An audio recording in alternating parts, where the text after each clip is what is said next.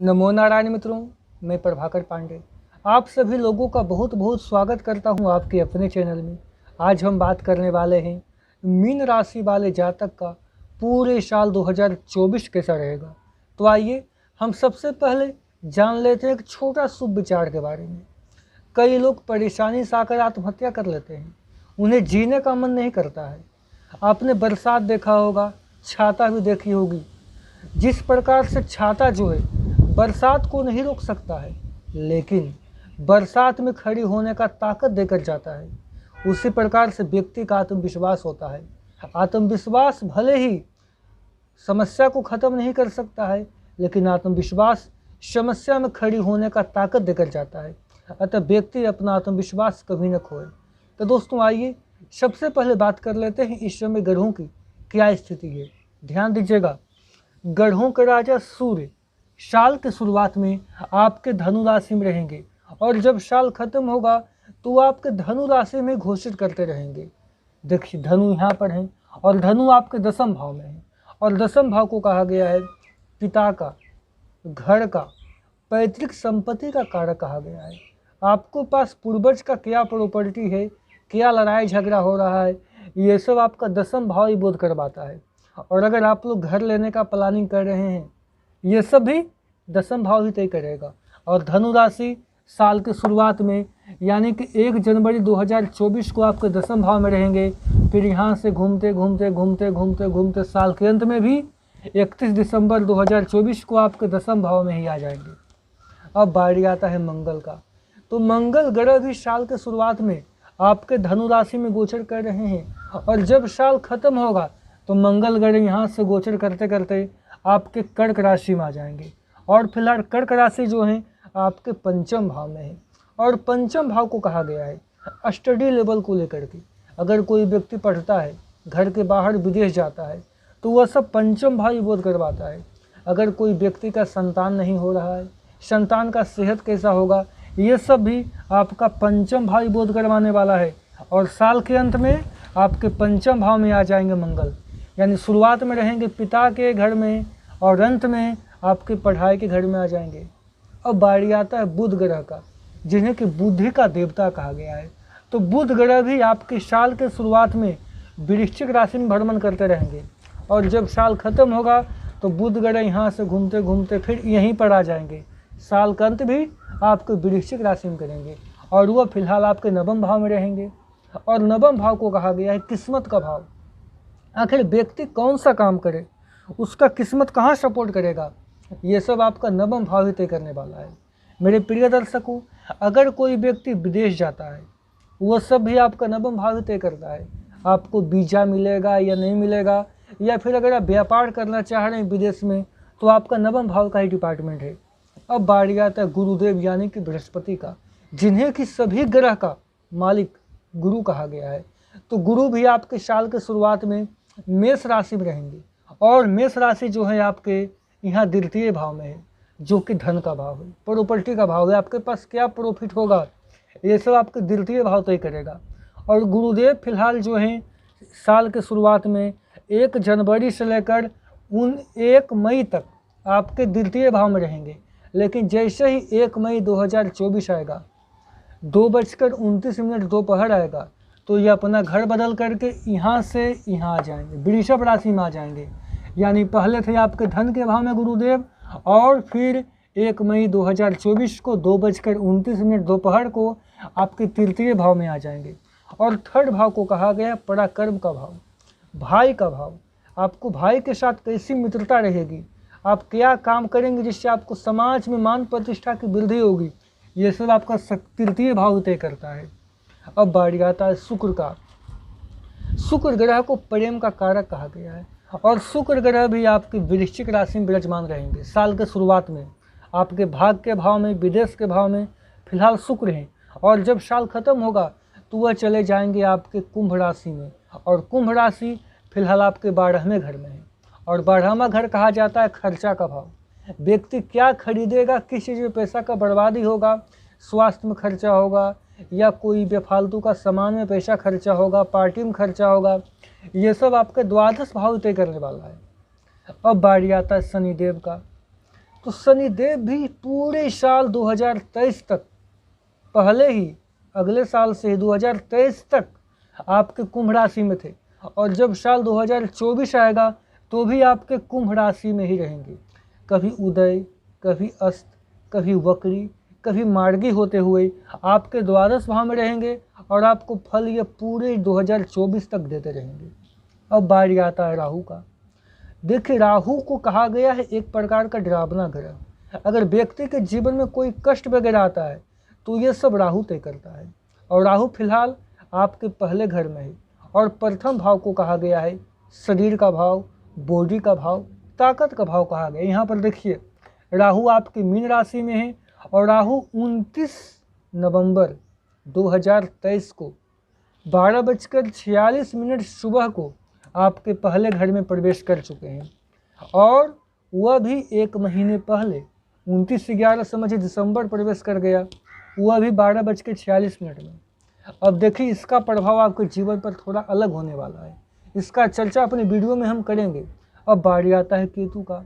राहु केतु लगभग साथ चलते हैं, लेकिन कभी कभी अपना घर बदलते रहते हैं, कभी आगे पीछे होते रहते हैं। तो केतु ग्रह भी आपके आ चुके हैं सप्तम भाव में, और सप्तम भाव में प्रवेश कर चुके हैं कब? 29/11/2023 को 12:46 सुबह को ही आ चुके हैं। और सप्तम भाव को कहा गया है व्यवहार, बोलने का टैलेंट, जीवन साथी के साथ प्रेम, जीवन साथी के साथ झगड़ा, समाज में मान प्रतिष्ठा, ये सब आपके सप्तम भाव ही तय करता है। दोस्तों, ये था ग्रहों का स्थिति, सूर्य का, मंगल का, बुध का, गुरु का, शुक्र का, शनि का, राहु का और केतु का। हम इन सभी का अध्ययन करते हुए आपको बताएंगे यह पूरे साल आपका हेल्थ कैसा होगा, लव लाइफ और पारिवारिक संबंध कैसा होगा, धन का लाभ होगा या धन की हानि, आपका करियर कैसा रहेगा। मेरे प्रिय साथियों, एक बात और, हम फ्री में सेवा करने का शुरुआत किए हैं। जो व्यक्ति गरीब लोग हैं वह कहाँ जाएगा? अमीर लोग तो पैसा देकर बना लेते होंगे, अपना समस्या का समाधान करवा लेते होंगे। तो हमने ये सेवा सभी व्यक्ति के लिए बिल्कुल फ्री में किया। आप मेरा नंबर देख रहे होंगे, आप इस नंबर पर संपर्क करिए। आपके जीवन में कोई भी दिक्कत होगा तो प्रभाकर कुमार पांडे सहायता करेगा। आप YouTube पर हमको पहला व्यक्ति देख रहे होंगे जो कि हम लोगों का फ्री में सहायता करते हैं। एक्चुअली हुआ क्या कि मेरा दिल पसीज गया। कोई लड़की हमको कॉल की, नाम नहीं लेंगे, लड़की हमको कॉल की, गुरुजी हम एक लड़का को बहुत चाहते थे, उसे प्राण से भी ज़्यादा प्यार करते थे, लेकिन मेरे पिताजी ने मेरा शादी कहीं और तय कर दिया, तो लड़का मेरे पीछे पागल होने लगा। तो हमने लड़का का दिमाग को बदलने के लिए एक साधु के पास हमने संपर्क किया। बहुत बड़ा तांत्रिक था।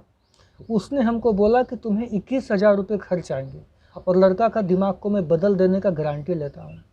तो लड़की ने उस तांत्रिक को 21,000 रुपये दे दिए। फिर 1 हफ्ते 2 हफ्ते के बाद लड़का का दिमाग सही नहीं हुआ, तो लड़की फिर दोबारा संपर्क की तांत्रिक से। तो तांत्रिक ने बोला कि तुम्हारे जो लड़का है, तुम्हारा जो बॉयफ्रेंड है, उसके ऊपर बहुत बड़ा जादू हो रखा है, बहुत बड़ा काला जादू है, और उसको शांति करने के लिए 51,000 रुपये खर्च और आएंगे। अगर तुमने ये पैसे नहीं दिए तो तुम्हारा जो बॉयफ्रेंड है वो मर भी सकता है। तो लड़की की दया आ गई, तो लड़की ने 51,000 रुपये दे दिए तांत्रिक को। लड़की का शादी हो चुका है, लेकिन लड़की ने हमें कॉल किया, गुरुजी मेरा अब शादी हो गया है, लेकिन लड़का का दिमाग अभी तक सही नहीं हुआ है। तो दोस्तों आप ही बताओ, 51,000 21,000 कितने हो गए? 72,000 हो गए। और कोई व्यक्ति 72,000 ले करके भी कुछ नहीं कर सकता है।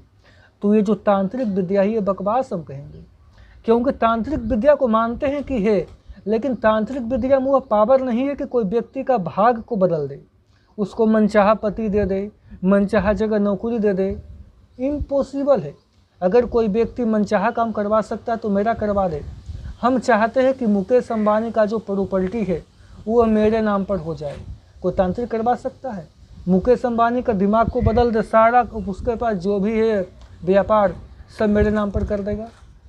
अगर कोई साधु आपके संपर्क में है तो बोलिएगा कि एक व्यक्ति ऐसा कह रहा था, प्रभाकर कुमार पांडे नाम है, आप मेरा परिचय दीजिएगा, मेरा नंबर लिखा हुआ है। हम उस तांत्रिक को पैर धो करके पिएंगे। दोस्तों वास्तविकता क्या होता है कि व्यक्ति की किस्मत में जो लिखा हुआ है वो हो करके रहेगा, उससे कोई भी नहीं टाल सकता है। ये अटल सत्य है, इससे कोई नहीं बदल सकता है। देखिए, तो आप लोग भी बोलेंगे हमको, तो गुरुजी आप ये वीडियो क्यों बना रहे हैं, जब कुछ हो ही नहीं सकता है तो मेरा समय बर्बाद क्यों कर रहे हैं। तो दोस्तों, आप लोग बहुत जल्दी भोले भाले हो, बहुत जल्दी भटक भी जाते हो और बहुत ज़्यादा समझते भी हो। देखिए, राशिफल का मतलब केवल एक ही होता है कि आपके ज़िंदगी में आगे क्या होगा। ये वार्षिक राशिफल है, बस ये साल आपका कैसा रहेगा।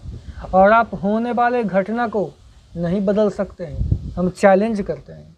लेकिन हाँ, अगर सावधान रहेंगे तो घटना थोड़ा कम होगा, लेकिन घटना हो करके रहेगा। जैसे कि आपने देख लिया कि मेरे जीवन में दुर्घटना का योग है, हमको धन की हानि होने का योग है, वगैरह वगैरह, मेरे पास नुकसान होने का योग है। तो आप थोड़ा संभल करके रहिएगा, और जो संभल कर रहेगा उसको नुकसान कम होगा। लेकिन हाँ, ग्रह का शांति करने से, कुंडली का अध्ययन करने से, भगवान का पूजा करने से ग्रह गोचर का प्रभाव खत्म नहीं होता है, केवल शांति होता है।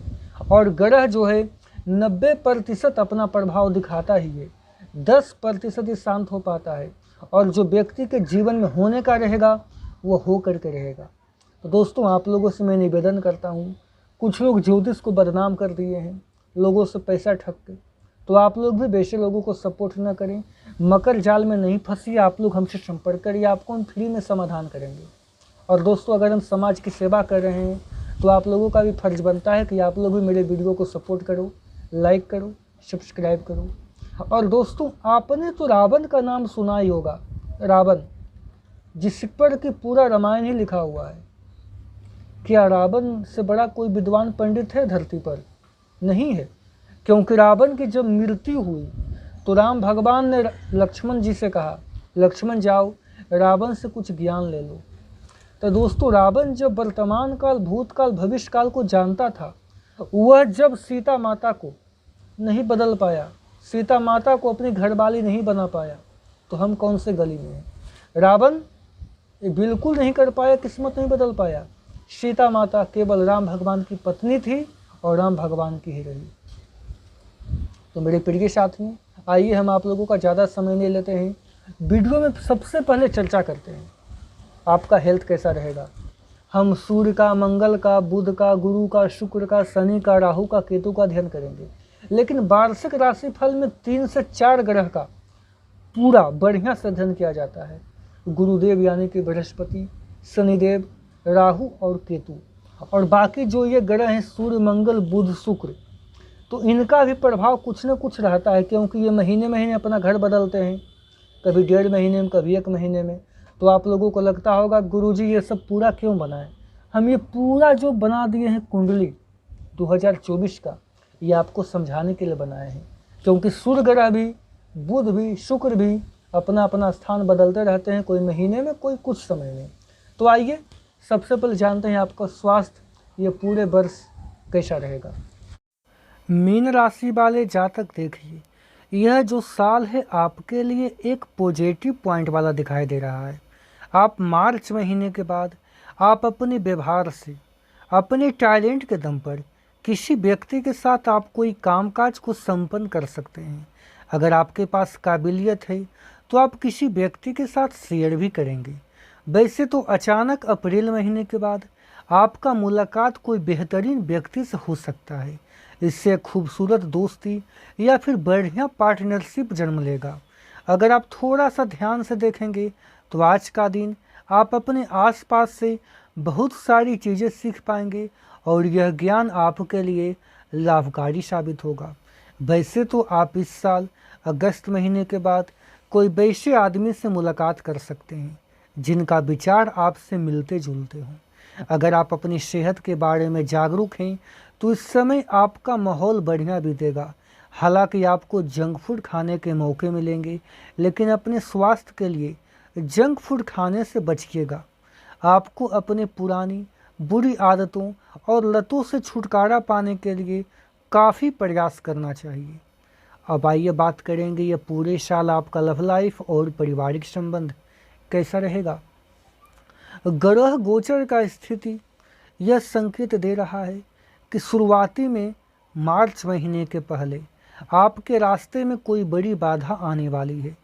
इससे आपके लव लाइफ और करियर दोनों ही प्रभावित होगा। इस समय आवश्यक हो गया है कि आप अपने पार्टनर की बातों और शब्दों पर ज़्यादा भावनात्मक प्रतिक्रियाएं न दें। इसके स्थान पर आप उनकी हर भाव भंगिमा को बढ़िया से जांचने का प्रयास करिए। इससे आपको बेहतर फैसला करने में अच्छी खासी सहायता भी मिलेगी। अगर आप सिंगल हैं, अगर आप किसी व्यक्ति को प्रपोज करने का प्लानिंग कर रहे हैं तो सितंबर महीने के आसपास कर सकते हैं, आपको पॉजिटिव रिस्पॉन्स मिलेगा। अब आइए बात करेंगे पूरे साल आपका धन का लाभ होगा या धन की हानि। करियर कैसा रहेगा? आप एक आमंत्रक की भूमिका में रहेंगे, इसीलिए एक मेजबान की जगह एक आयोजक का भूमिका में बने रहने का प्रयास करें। आप दोनों ही मामलों में प्रगति पाएंगे। ये समय आपको अपनी क्षमता को पहचानने की आवश्यकता है। अगर आप अपने टैलेंट को पहचान लिए तो ये साल आपके लिए प्रगति का कारक हो जाएगा। और ध्यान दीजिएगा कि सितंबर महीने के आसपास केवल अक्लमंदी से किया गया निवेश ही आपके लिए फलदायी होगा। अतः अपने कमाई को सोचकर समझ करके लगाने का प्रयास करिएगा। मेरे प्रिय दर्शकों, अगर कोई व्यक्ति आपके जीवन में महत्वपूर्ण सलाह दे रहा है तो आप उनकी बातों का इज्जत करें, इससे आप काफ़ी आगे बढ़ेंगे। मेरे प्रिय साथियों, उम्मीद है आपको ये वीडियो पसंद आया होगा। आपको मेरा वीडियो देखने के लिए बहुत बहुत धन्यवाद। हम मिलेंगे अपने फिर अगले वीडियो में। तब तक के लिए जय श्री राम, जय हनुमान।